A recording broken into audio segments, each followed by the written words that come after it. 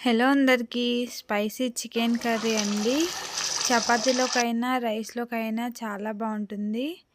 ఈ కర్రీని ఎలా తయారు చేసుకుందామో చూసేద్దాం. ముందుగా కేజీ చికెన్ అయితే తీసుకుంటున్నానండి. ఇందులో 1 టేబుల్ స్పూన్ పసుపు, ఉప్పు అయితే వేసి బాగా కలిపేసి మ్యారినేట్ చేసి అయితే పెట్టుకుంటున్నాను. మ్యారినేట్ చేసి పెట్టుకున్న తర్వాత కర్రీలోకి కావాల్సిన వెజిటేబుల్స్‌ని అయితే కట్ చేసుకుంటున్నానండి.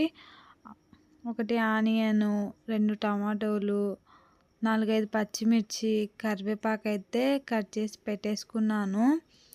ఇందులోనే 3 ఇలాచీ, 2 దాల్చిన చెక్క, లవంగాలు, మిరియాలు అయితే యాడ్ చేసుకున్నానండి. కర్రీలోకి తగినంత పసుపు, అలాగే కారం అయితే తీసుకున్నాను. ముందుగా ఒక కడాయి పెట్టుకొని 5 టేబుల్ స్పూన్ ఆయిల్‌ని అయితే యాడ్ చేసుకుంటున్నానండి. ఆయిల్ హీట్ ఎక్కిన తర్వాత మనం ముందుగా కట్ చేసి పెట్టుకున్న ఆనియన్స్ అయితే వేసుకుంటున్నాను. ఆనియన్ అనేది కొద్దిగా మగ్గిన తర్వాత ఇందులోనే మనం కట్ చేసి పెట్టుకున్న పచ్చిమిర్చిని అయితే యాడ్ చేసుకున్నాను. అలాగే కొద్దిగంత కరివేపాకుని అయితే యాడ్ చేశానండి. అలాగే మనం ముందుగా తీసి పెట్టుకున్న లవంగాలు, మిరియాలు, ఇలాచి అవైతే యాడ్ చేసుకున్నానండి. యాడ్ చేసుకొని అయితే మొత్తం ఒకసారి అయితే చక్కగా కలిపేసుకోవాలి. కలిపేసి అయితే ఫ్రై చేసుకుంటున్నానండి. గోల్డెన్ బ్రౌన్ కలర్లోకి వచ్చిందాకైతే ఫ్రై చేసుకోవాలి. లేదంటే పచ్చివాసన అనేది వస్తుందండి.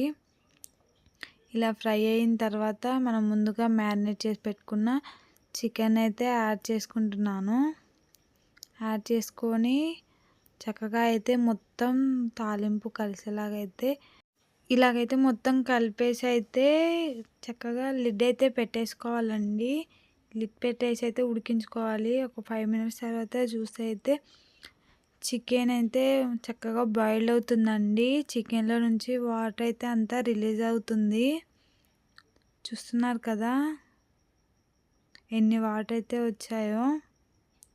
అంతా బాగా ఒకసారి అయితే కలుపుకోవాలండి చికెన్ని. చక్కగా అయితే కలిపేసుకున్న తర్వాత 1.5 స్పూను అల్లం వెల్లుల్లి పేస్ట్ అయితే వేసుకుంటున్నాను. మొత్తం అయితే కలిపేసుకుంటున్నానండి. చక్కగా ముక్కలకు పట్టేలాగా అయితే అల్లం పచ్చివాసన పోయిందాకైతే కలిపేసుకోవాలి.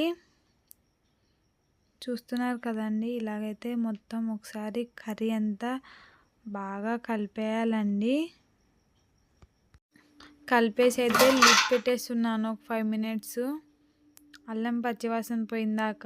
ఇక్కడైతే చూస్తున్నారు కదండి, ఇలా చక్కగా అయితే బాయిల్ అవుతుంది. చికెన్ అనేది 50% అయితే కుక్ అయిపోయిందండి.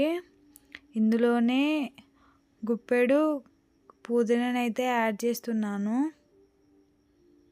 ఈ స్టేజ్లో ఉన్నప్పుడు వేయడం వల్ల కర్రీ ఫ్లేవర్ అనేది చాలా బాగుంటుందండి. చాలామంది లాస్ట్లో అయితే వేస్తూ ఉంటారు. ఇలా అయితే ఒకసారి వేసి చూడండి. కర్రీ టేస్ట్ అనేది చాలా బాగుంటుంది. ఫ్లేవర్ అనేది మారుతుందండి. చూస్తున్నారు కదా, ఇలాగైతే మొత్తం కలిపేసి ఇందులోనే మీ స్పైస్కి తగినంత కారం అయితే యాడ్ చేసుకోండి. మేమైతే స్పైస్ కొంచెం ఎక్కువగానే తింటాము, అంటే స్పైస్ అయితే ఎక్కువగా వేసుకుంటున్నాను. వేసుకున్న తర్వాత చక్కగా అయితే కారం అనేది ముక్కలకు పట్టేలాగా అయితే కలిపేసుకోవాలండి. చూస్తున్నారు కదా, ఇలాగైతే మొత్తం కలిపేసుకోవాలండి. ఇందులోనే లాస్ట్లో యాడ్ చేయడానికి 2 నిమ్మకాయలను అయితే పిండుకుంటున్నాను.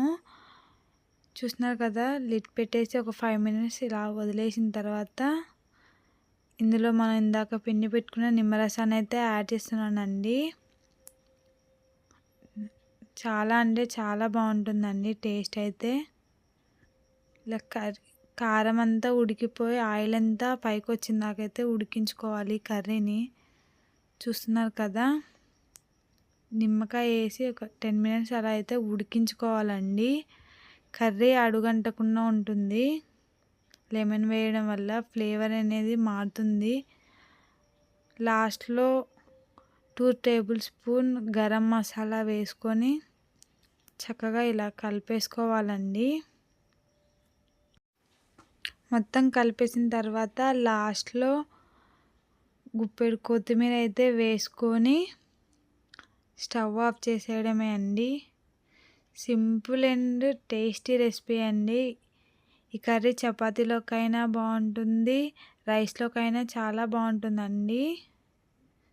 Simple and spicy chicken curry. ఈ వీడియో మీకు నచ్చినట్లయితే please do like and subscribe అండి.